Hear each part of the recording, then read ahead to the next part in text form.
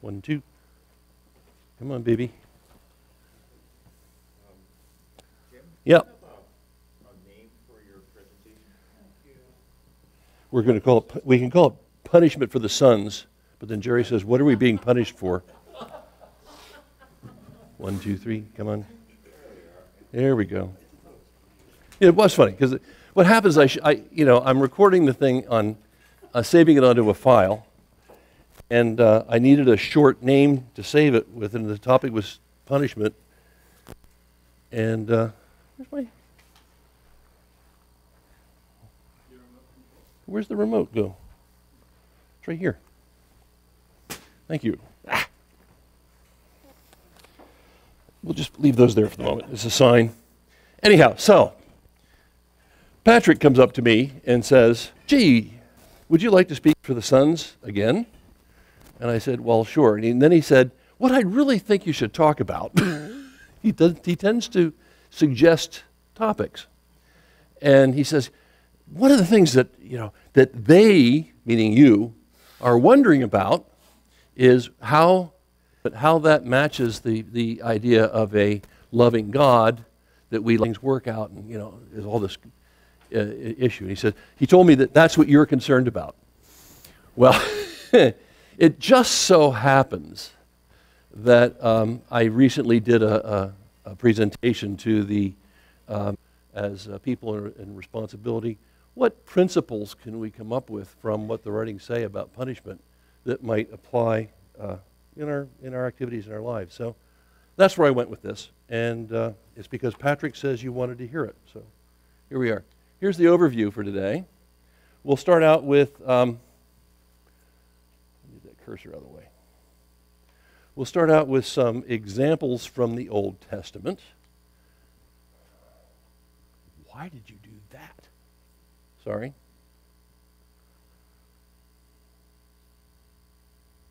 F4, F5.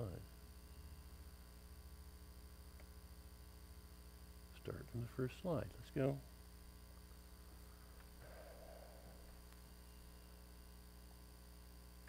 This is ridiculous. I don't have technical problems.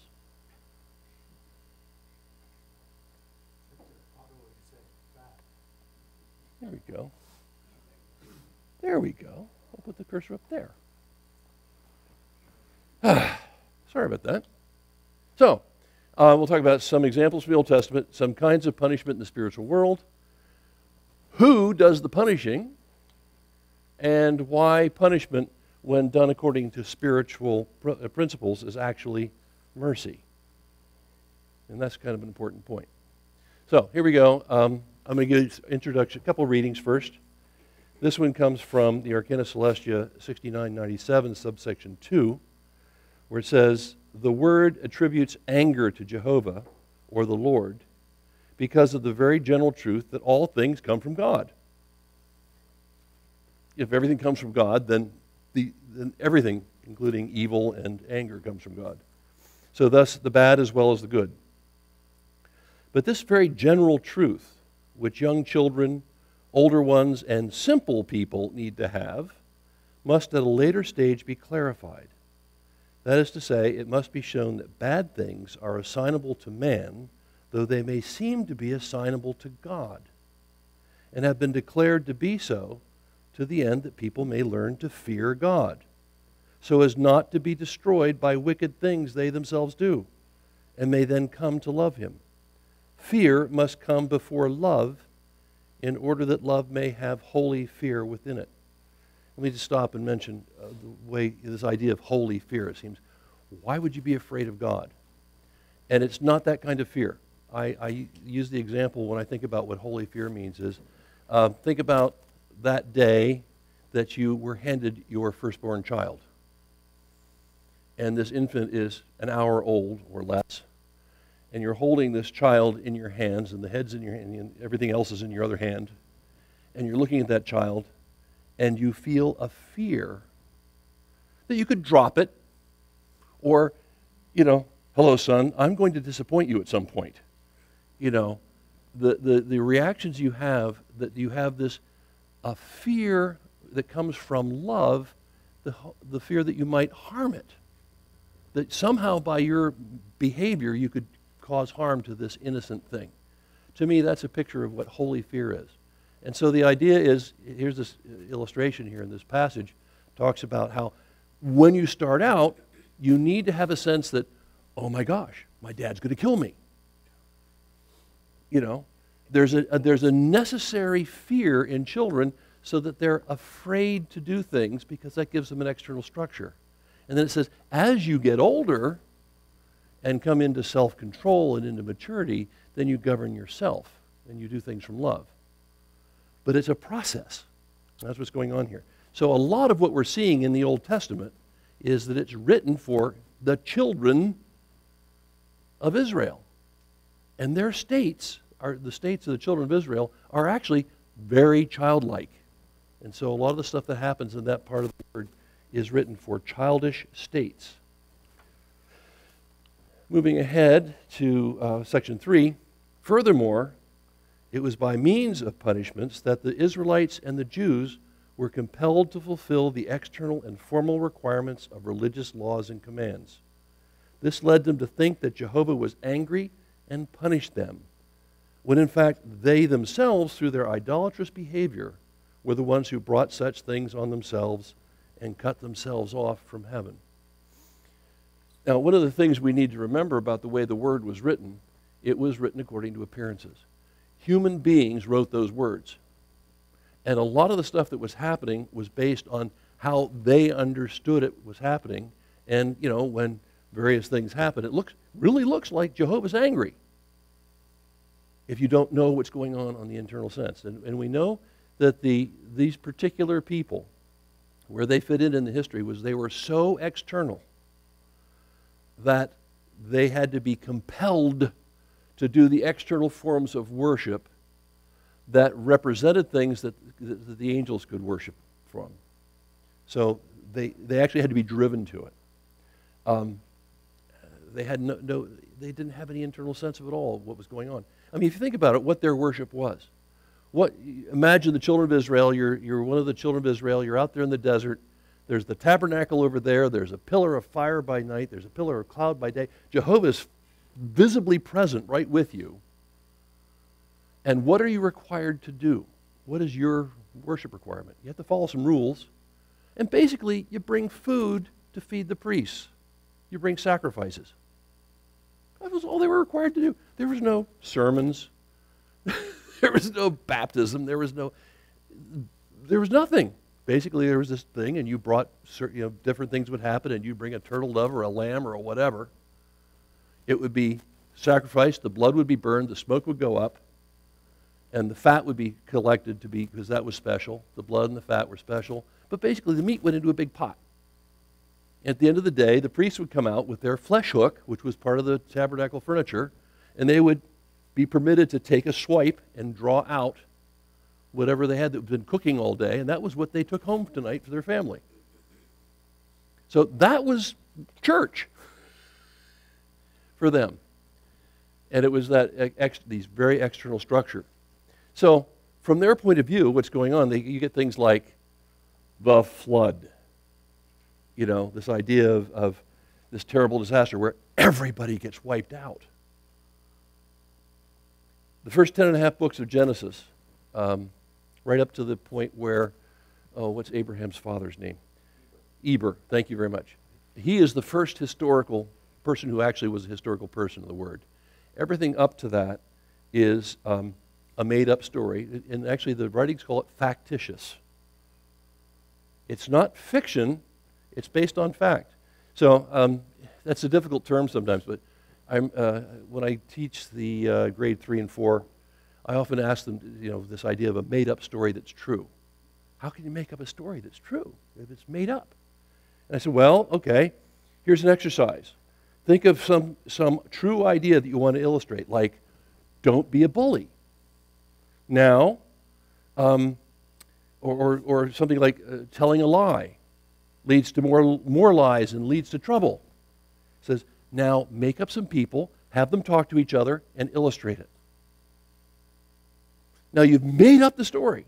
The situation, the people, everything's made up, but you're illustrating a truth. And that's what the part, the 10 and a half chapters, the story of the creation story. Right away, let me back up. There's not one creation story. There's two. They follow one after the other. You have the 7 days of creation, and then bang, right after it, there's a completely different creation story about the Garden of Eden. Did you ever notice? It's not a continuation. There's actually two different creation stories, one after the other. There's some very funny things going on in there because it's there to contain, the words that were selected were there to contain the internal sense. So that's important. So, the ancient word, 10 and a half chapters of which we have, was made up stories that illustrate divine truths. And the rest of the word uses the record of real events. So, when we talk about Abraham, now here's a guy who lived roughly 120 years. And the way the word's written is kind of interesting because we don't record everything that happened. But what happens is certain events in his life were selected because they carried a correspondence or a meaning that could be used. So when you look at these events, what happened? There was lots of other things that were happening. But the word was written in such a way that the Lord guided the hand of the prophets who were writing these things down so that only some things were recorded, and they were recorded in a certain way, based on real people doing real things, but at the same time in a selective way so that it carried a message. So it's edited. Noah's Ark, part of the made-up story, it's a picture of the human mind. If you think about read the descriptions of it, it's got 3 decks, and they represent the natural and the spiritual and the celestial. It's got 1 window. If I was building a boat to house 10,000 animals, I would make more than 1 window. Yeah, but it's got 1 window, and that represents the way at the highest level, our mind is open to influx from the divine. It's where the light comes in from heaven. The animals represent all the different loves and affections that we have. So here you have this picture of the Lord saying, there's this terrible storm coming of all kinds of evils, and we're going to take the human mind, and we're going to create it in such a way that it can survive the storm. That it can survive the storm. And people who don't do these things will be taken away, but those who have these things make these choices, can survive the flood. And by golly, we have, people talk about, well, my life's in chaos right now. It's like I'm in a storm. We're having floods every day, right now, and the Lord's leading us through and keeping us afloat because our mind is like an ark. And it's not just, some historic thing in the background. We're not worried about it that way. It's an illustration of the kind of thing that we all experience all the time. Here's another picture. That's pretty dramatic.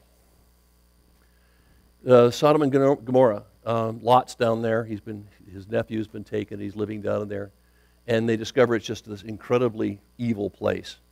And God says to Abraham, I love this story, this argument. God says to Abraham, I'm going to destroy Sodom and Gomorrah. And Abraham says, but wait, what if there's some good people there? What if there's 100 good people there?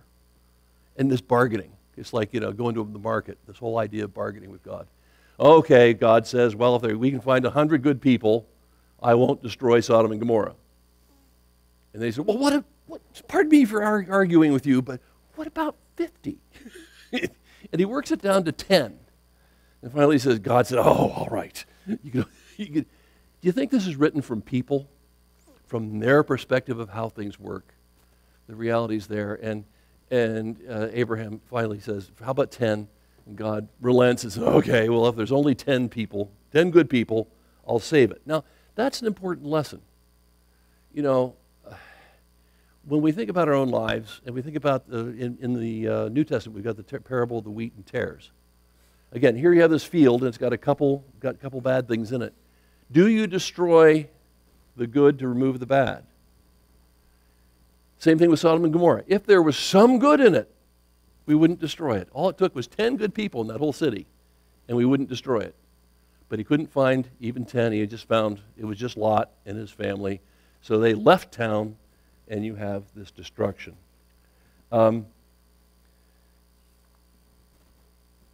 it sort of explains why he hasn't wiped us all out, because he still finds some good in us. Here's another classic story. Notice the illustrations here. You've got several interesting things. You've got these guys. You know what they're doing? Can anybody tell me? They're recovering from being circumcised as adults, yes. And then over here you have Simeon and Levi. What are they doing? Notice this, that's not a curtain. They're busy killing people. That's blood. And this is Dinah and Shechem. I don't think it was actually a medieval castle. It was more that. Briefly, I love these old illustrations for things. Dinah, the daughter of Leah, they come into the country, and she's been hanging out with this group, and suddenly she finds she's a young woman, and she runs into a place where they've got other young women to talk to. She goes off, she visits the town of Shechem.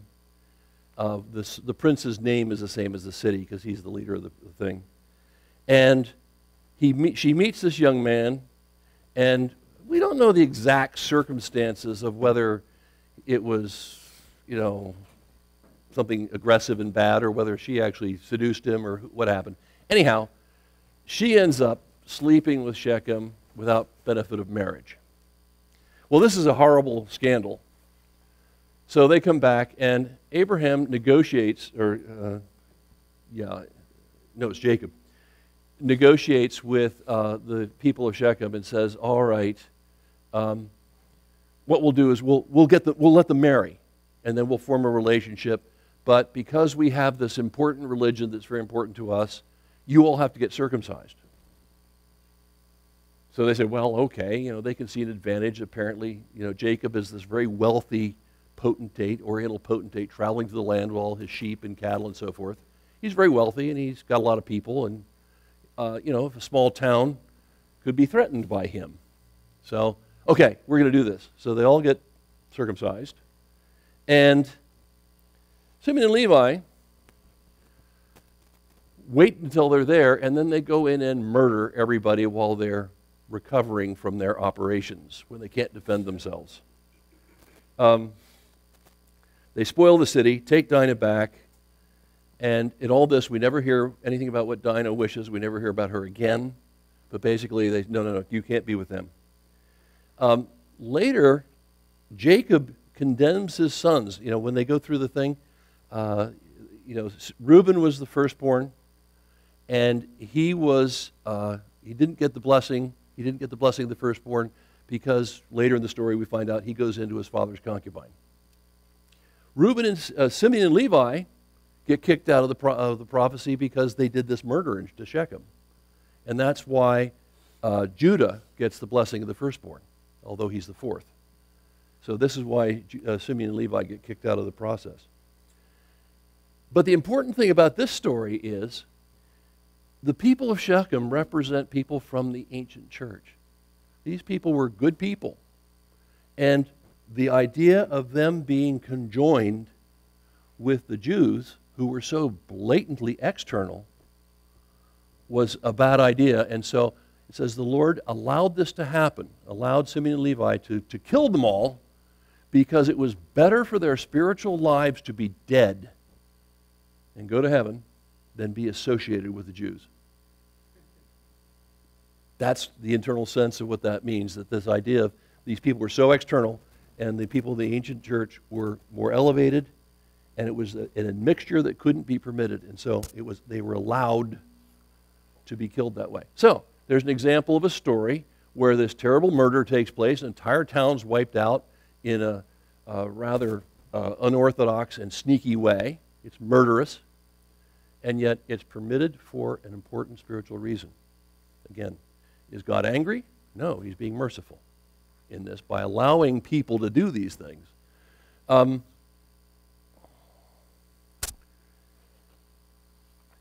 The other thing that's interesting about this is when Jacob finds out that his sons have just murdered an entire town, he admonishes them not for murder, but for doing something that says, you've made my name to be dirt in the country. And think about that. Think about the idea. He is basically a traveling merchant. Do they have contracts? Do they have computers? Do they have paperwork?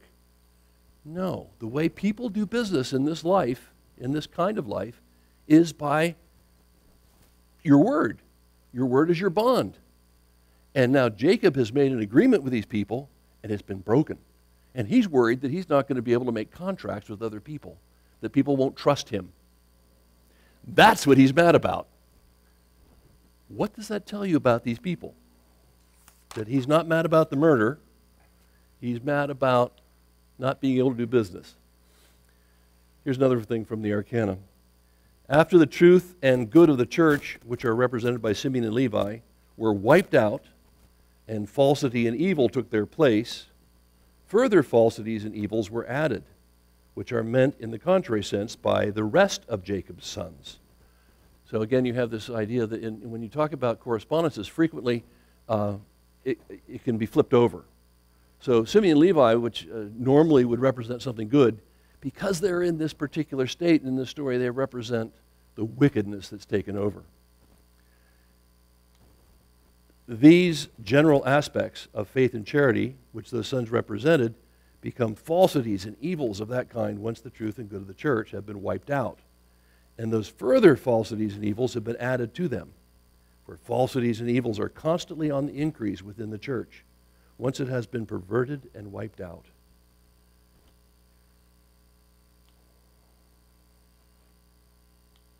There we go. It is these added falsities and evils that are meant by the references to Jacob's sons, coming upon the slain and plundering the city after Simeon and Levi have killed every male in the city, as well as Hamor and Shechem, and taken Dinah and gone away. Moment? Question? Yeah. Weren't the sons of Levi sort of the appointed priesthood for Yep. the entire... That comes later.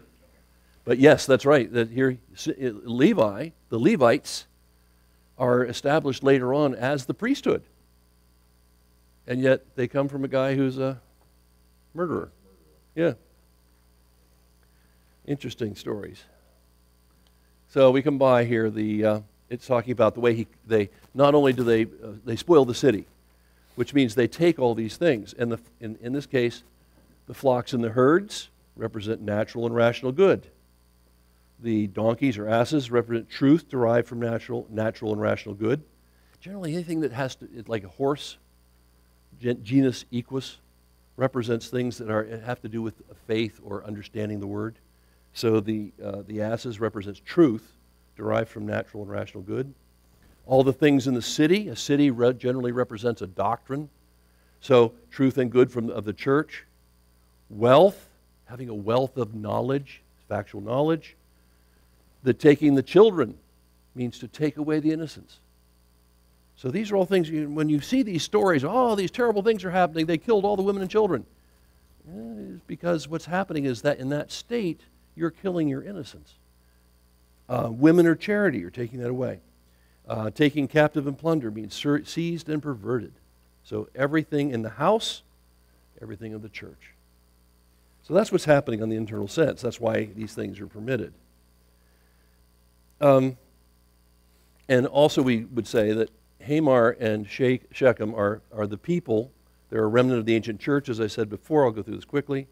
Jacob and his sons are Hebrews, and they're so external as to be a representative of a church. They're not even actually a church.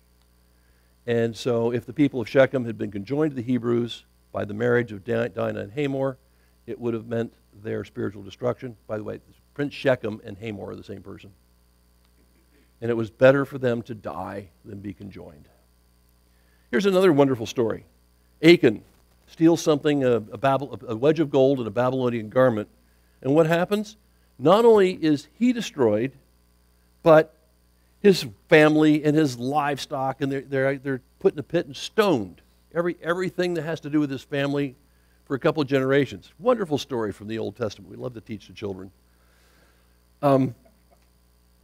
But the point is, it's really simple. If you want to get rid of an evil, like Achan, you have to get rid of all of it. And the animals here represent the livestock are the affections that come from doing an evil. If you do something that's bad and it's fun, then the livestock represents those affections you get from doing that evil thing.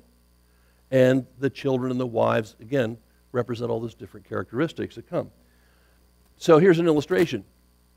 Let's say you're having a problem with theft. You like to steal things, and it's causing you problems in your life, as it would probably do. And so you decide, I need to stop stealing, so I'm going to stop stealing. But it's so much fun. So what I'll do is I'll stop stealing on every day but Saturday.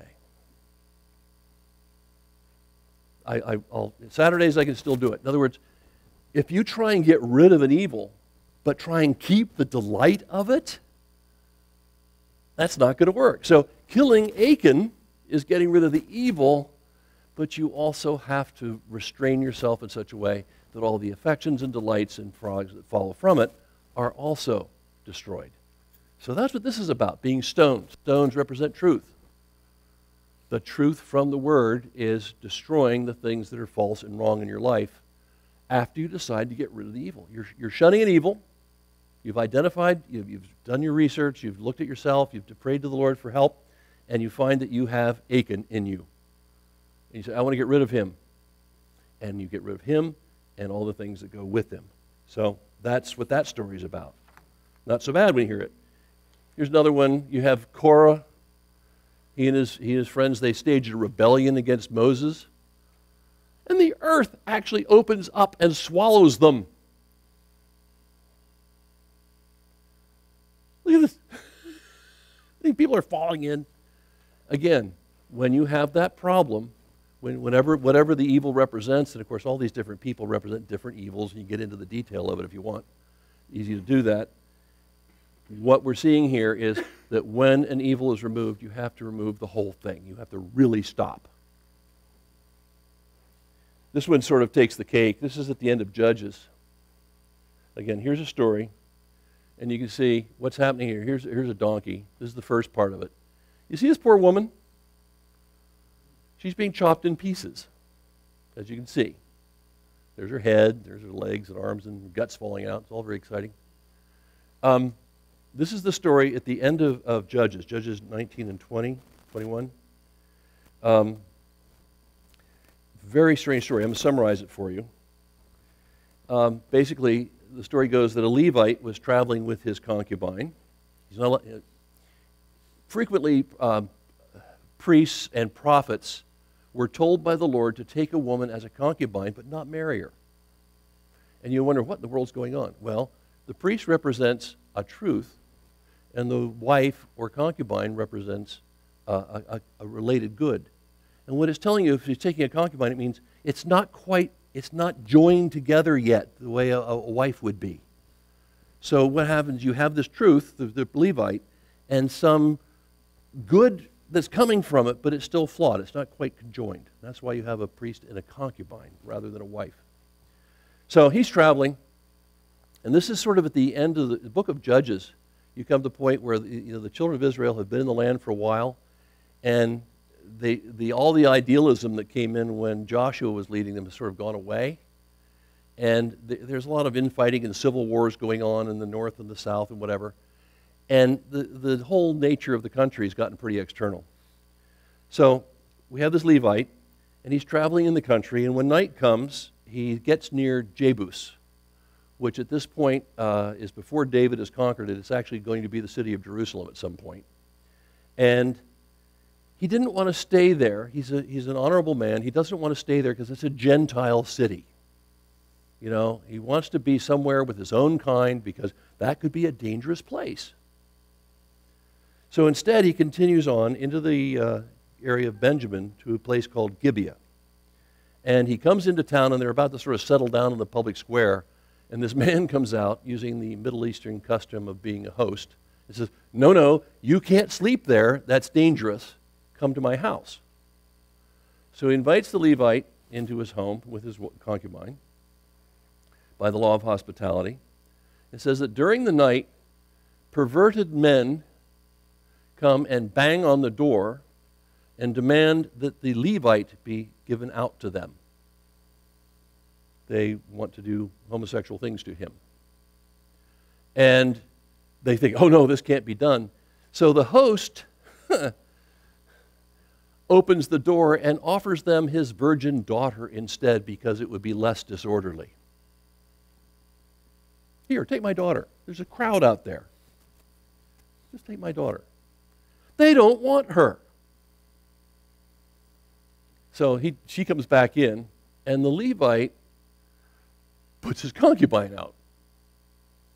And what happens is she is abused through the night, and in the morning they open the door, and she's on the doorstep, and she's dead. And this is a terrible shock that this should happen in a city of Israel.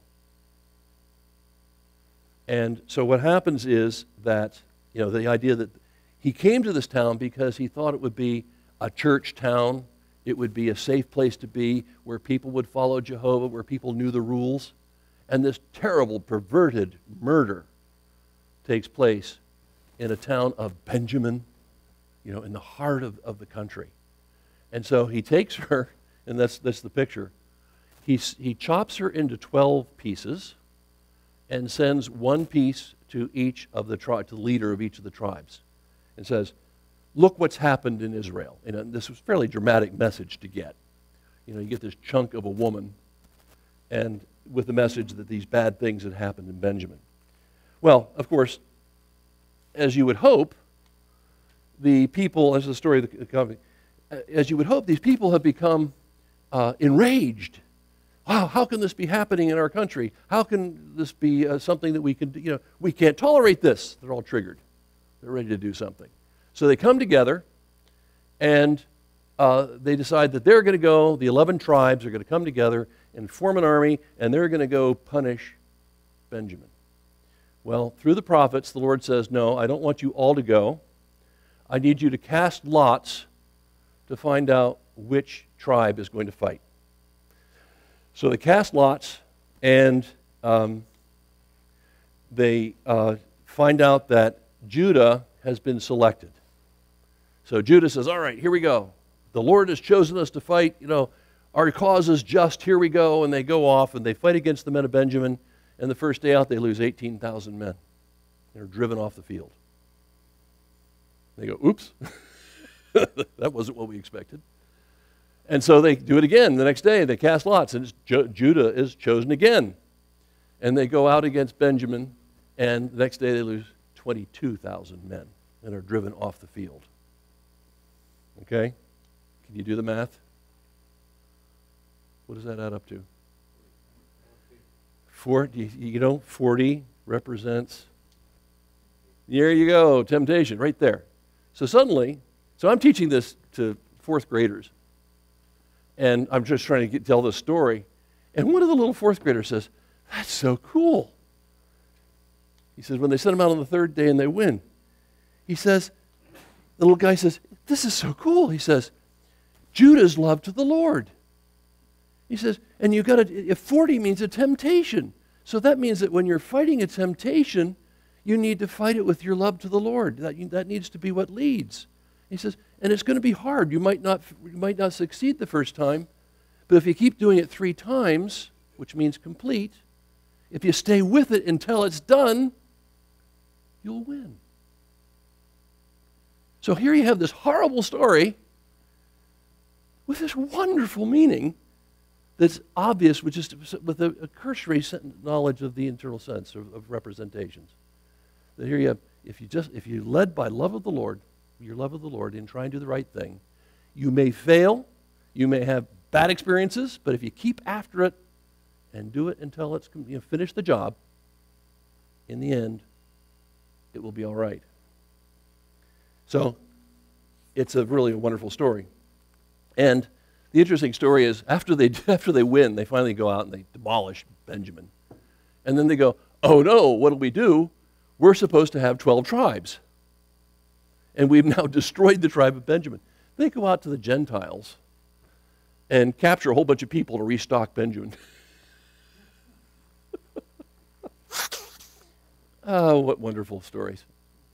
Okay, I did this 18 plus. Big temptation, Judah's love to the Lord. Initial failure, victory in the third day. Yeah. There we go. Divine providence.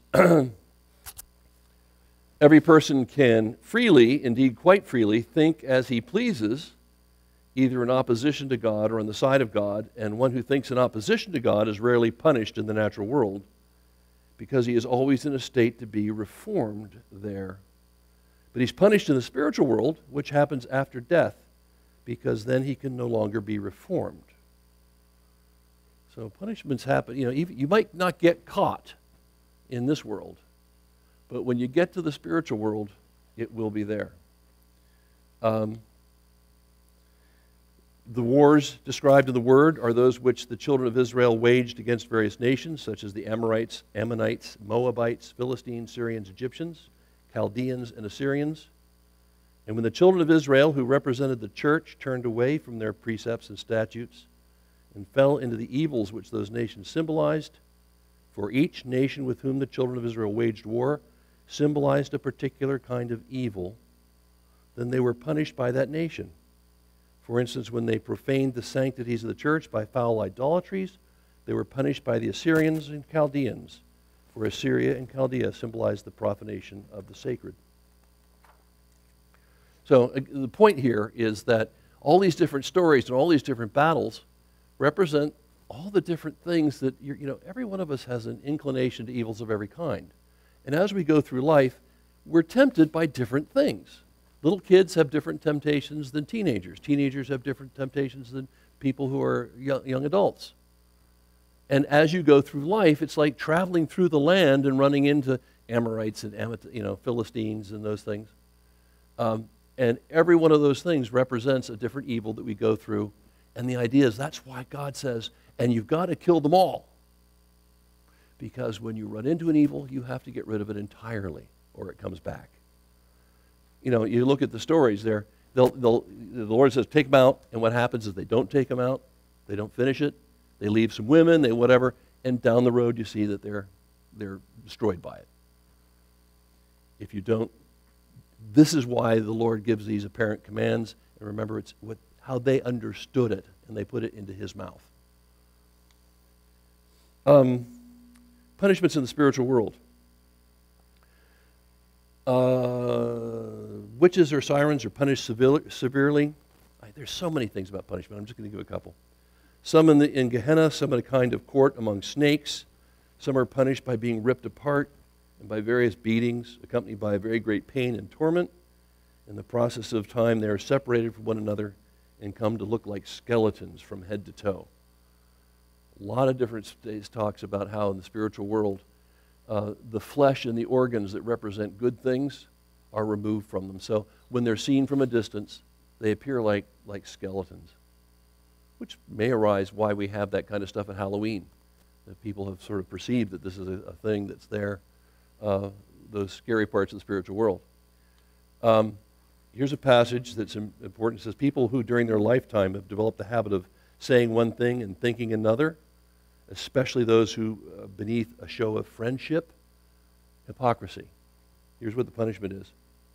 People who during their lifetime have developed a habit of saying one thing and thinking another, especially those who beneath a show of friendship have gazed with envy on other people's wealth, wander around and ask wherever they go whether they can stay with those people they meet. They say they are poor, and on being welcomed they gaze enviously from innate desire on all that they see. When it's discovered what they're really like, they are fined and expelled from there. Okay, how can you be fined in the other world? Apparently there's some money. Sometimes they suffer dreadful tearings apart, which vary according to the habit they have developed of deceitful pretense. Some suffer it over the whole body. This is tearing. Others in the feet, others in the loins, others in the breast, others in the head, and others only round the region of the mouth. They are hammered this way, back and forth, in ways defying description. Violent crushings together of parts of body, and so wrenchings apart take place, causing them to believe that they have been torn into bits. Resistance is also added so as to intensify the pain. Such are the punishments that are involved in being torn apart, with many variations, to be repeated again and again at intervals, until a dread and horror of deceiving by lying is ground into them. Each punishment inflicted takes something away. So even in the spiritual world, even in hell, people who, they never leave hell, but they eventually are sort of ground down into a form of external obedience. They hate it, but they realize that the punishment eventually builds to the point where they sort of sit there wishing they could do it, but they don't because they're being punished. Here's one that's kind of interesting. This is from the diary. The lot of those who lust after infants and children. And it says, about a kitchen. I didn't want to put this up. I'm just going to read it to you. After I'd gone to bed, suddenly a door to some kitchen was opened to me. And when the door was opening, I felt the heat of the kitchen strike my face and saw some people running around and hard at work, as well as pots and pans around the walls. Then a large fireplace. But these things I saw faintly. Hence it was obvious that this was a kitchen area and the people there were called cooks. When I inquired who in the other life are such as these, I was instructed that these are those who had delighted in the filthiest lust of raping infants and small girls. It is not, and he says in parentheses, it's not permitted to tell these things publicly, lest they enter into people's thought. And just parenthetically, I'll say, it's interesting to note that at some points, when we're doing this, like the story on the Grand Man, it goes through all the different organs, what the bones represent and the skin represents, and the liver and so forth. And when it gets to the organs of generation, it says, I've learned from heaven what these things represent, but I can't tell you, I can't write it down, because even mentioning these subjects cause people to get lascivious thoughts. And so I'm not going to tell you some of the most beautiful and celestial things that there are in the spiritual world, because you're going to think dirty thoughts about it. We are human, after all. Several times little children were shown, some of which had been little children of a half year, 1 year, 3 or to 6 years old. These people are in such a kitchen, and they cook each other in boiling hot water, in which they are tormented most dreadfully. So, just a taste of some of the punishments that you run into when you're reading the diary and some other things, as Swedenborg was taken through these places and saw things going on in the world of spirits, and to an extent some of the higher elements of hell, of what happens to people who are in evil. The question then becomes, who actually punishes, which goes back to, is Jehovah the one who punishes? Did he open up the earth? What actually happened here? Who's the one who actually punishes? The Lord punishes no one. This is from the Arcana. The diabolical crew does it. We often talk about how in the spiritual world is a kingdom of uses. In the spiritual world, people in hell have the use of punishing people who are in evil. They actually punish each other mostly. But at the same time, you think about someone who's not a very good person. It's very difficult for the Lord to flow in and inspire their loves. And he actually allows his influence to come through hell, so the people have some life at all. Even just loving their evil. That's some kind of love and some kind of life that they can have. That's a use that the hells provide. 1838. Taken as example the vastation, the punishment, and the condemnation, which are ascribed to the Lord many times in the Word. These are in fact attributable to the members of the church who vastate, punish, and condemn themselves. It also appears to the eyes of the individual as though the Lord vastated, punished, and condemned, and because the appearance is such, it's so expressed according to appearances. For unless a person were taught by means of appearances, he would never allow himself to be taught at all. So, what we're saying here is, yeah, you probably noticed that there's an appearance that Jehovah punishes. And it's an important appearance, like I said at the beginning.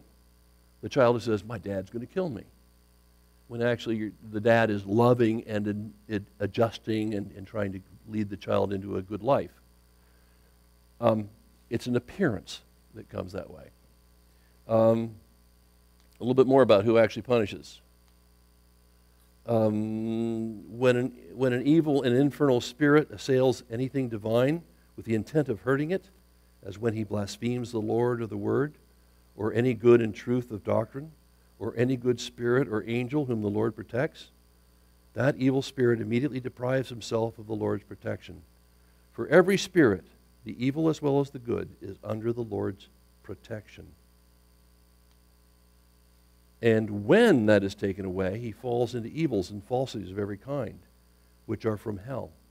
At the same time, he falls into the hands of those that are from hell, who are called punishers. And then these then punish and torment him according to the evil that has done or attempted to do. From this it can be seen that the Lord does no evil as such, but that the evil spirit himself brings evil upon himself. That is, the evil which is in him does it. And then finally, punishment is mercy. To be punished is of mercy. Why? Because the idea of punishment is it bends all the evil of penalty into good. So that's a concept to think about what's going on in punishment. It's not just revenge. The purpose of punishment here is to amend and direct and to get people to get out of that bad place into a place of self-control. Divine good judges all people to heaven. Very important idea. In the new church, predestination. Every human being is created and predestined for heaven. If you don't get to heaven, it's because you were kicking and screaming and fighting all the way. The Lord wants you in heaven. Reading a thing. Oh, where was I? I saw something. Oh, I was watching this documentary on Mr. Rogers. And trying to figure out what he was. He says, what you wanted to realize, what he wanted to get across with all those years of TV was that it's not just that you're not just you're special in the sense, oh, you're special, everybody's special that way. It's he wanted you to know, he wanted every human being to know that that your heavenly Father thinks you are a marvelous creation and wants the best for you. Every one of you individually, your heavenly Father wants the best for you. That's the core of it all. That's the message here. Divine good, I did that one. So unless the evil were separated from the good, the evil would do harm to the good and would constantly be encouraging to destroy order. Thus, the prevention of the good from suffering harm is an act of mercy. A couple more quickly. I see the time's running away. It's the same in the earthly kingdoms. If evils went unpunished, a whole kingdom would be steeped in evils, and this being so, it would perish. For that reason, judges and kings are showing greater mercy when they punish evils and remove them from society, those who commit them, rather than when they show undue leniency towards the same. Real mercy is the protection of society, the larger human. So you're showing mercy when you take someone out of that and prevent them from harming the innocent. Punishments are merciful. I spoke with spirits who thought that it was contrary to mercy to be punished, but they were told that it is merciful and that it is unmerciful not to be punished, and they were convinced by an example. If a father does not chastise, but rather indulges his wayward and wrongdoing son or daughter, then he is unmerciful, for he then draws him or her towards all manner of evils, and is therefore unmerciful toward his children and toward others. That punishment is not contrary to love, is therefore also obvious. I've been looking for this passage. I think I've derived it for myself, but I sort of summarize it this way. If a parent or a teacher sees a child doing something that is evil, it's out of order, if that person does not act to stop that behavior, what it's showing is that the person loves the evil more than the child.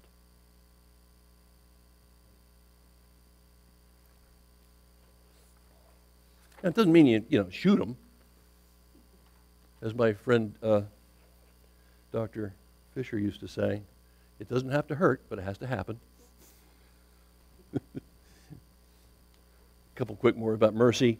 Charity and mercy are present with him who exercises righteousness and judgment by punishing the evil and rewarding the good. Charity resides within the punishment of the evil, for he who imposes the punishment is moved by a strong desire to correct the one who is punished, at the same time to protect others from the evil evil he may do to them. So again, you're seeing the motives here. It's not revenge. It's not that kind of thing coming out. It's not anger at people. Punishment is done from love. leading from love, and when possible, and when necessary, adjusting the behavior. The fundamental requirement of charity is to act in an upright and just way in everything connected with one's duty or function.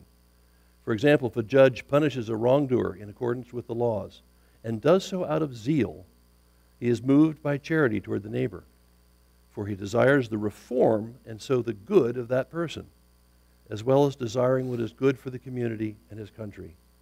He punishes him to prevent doing further harm to the community, and so it is able to love him if he is reformed, as a father loves a son whom he chastises, and in so doing loves the community and his country, which in general is his neighbor.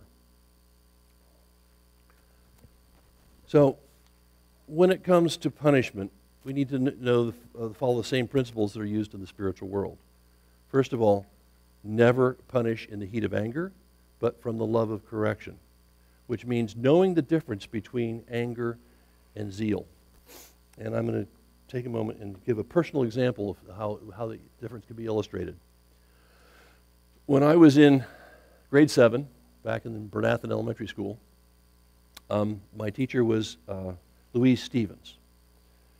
She was her first year as a teacher. And interestingly enough, some years later, I came back and was her boss. I was the assistant principal at Bernathen. She was still the teacher there, which meant I was able to experience an incident in a classroom, and then some years later come back and have her tell the story of her perspective of it to me as her boss, not remembering that I was in the room. It was kind of interesting. So what happened was, I'm sitting there, and a couple of the 7th grade boys were mouthing off. And Louise was a sweet young woman. She was just come out of, it was her first year teaching. And she was just getting agitated to the point where she was nearly in tears. And she actually opened the door and went across the hall, banged on the principal's door, said, "Oh, terrible things are happening." So the principal comes in. David Simmons was the guy. Some of you may know him or heard of him. Rebbe Dave, yeah. His son Jeremy works in Bernathen. Anyhow, so David Simmons comes into the classroom, and I'm sitting there as a student. And he was known to have, when he spoke with a certain amount of enthusiasm, sometimes a little spittle would fly. Well, he comes in, and he is red in the face, and he gets right in the face of this other kid, and he's just ripping him up one side and down the other, just right in his face. His face is red, and the spit's flying, and the whole thing. And I can testify from being in the room, the rest of us were terrified. We're sitting there, oh no, what's going to happen to us? And then finally he walks out, and we're all sitting there, and Louise comes back in. Okay, jump forward about 20 years. I'm now the assistant principal, and Louise says, there was that day that David Simmons went into that classroom. And she says, he was in there, and he was chewing out that kid, and she says, I was so afraid for the child that I was ready to throw myself bodily on the child to protect him from David's, rage. And she says, and then he walked out of the classroom, and she looked at me, he says, he looked at me and said, that gets harder to do every year. It was all an act. It was zeal. When love flames, when love is seeing a disorder and saying, we want to bring you back into order, we want to restore self-control in your life, sometimes we have to flame. And when Jehovah flames, sometimes the earth opens and people fall in, but it's done from love. Love of bringing people back into order, getting people to a message to try and say, from the moment you're born to the moment you die on this earth, He's constantly working to direct and correct and to lead you to heaven.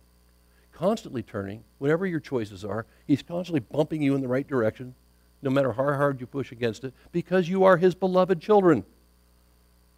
And He wants you to go to heaven. And that's what He's doing. So that's zeal, love flaming.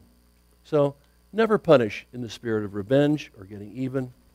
And the goal of punishment is to break a state of disorder, and the punishment ends when self-control is regained. I think that's a thing we miss in our society, that you don't really need to keep punishing someone once they realize they're in trouble and they've stopped. Every once in a while you hear, somebody's got convicted of some crime and they're saying, well, he only got 7 years. That doesn't seem fair. He should, And I turned to my wife and I said, you know, if you put me in a jail cell, and you put me in the cell and you locked the door, 1 minute would be enough. I would go, I get it.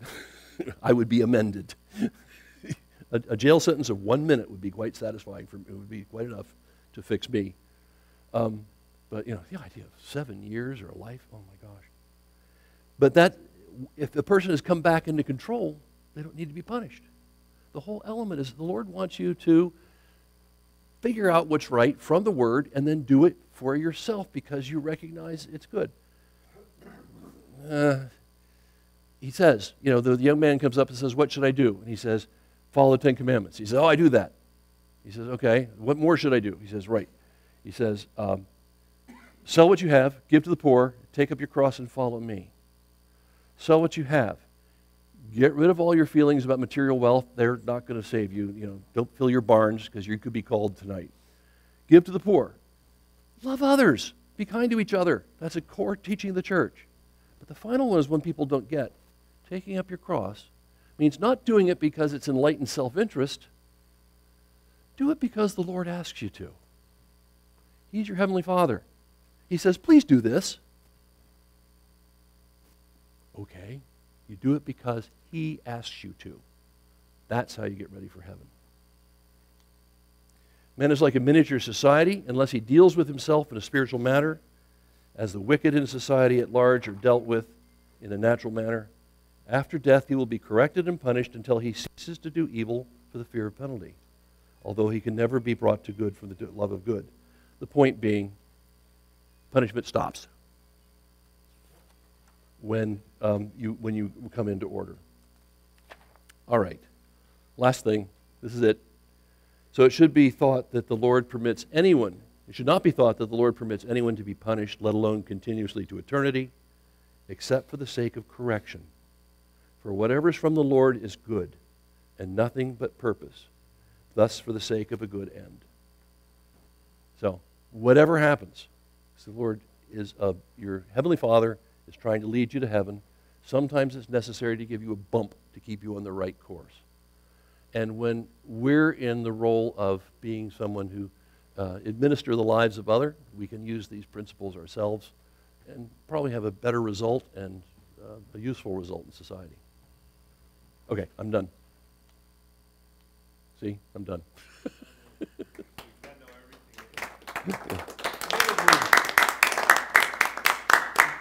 Do we have questions now? Yeah, we can just talk.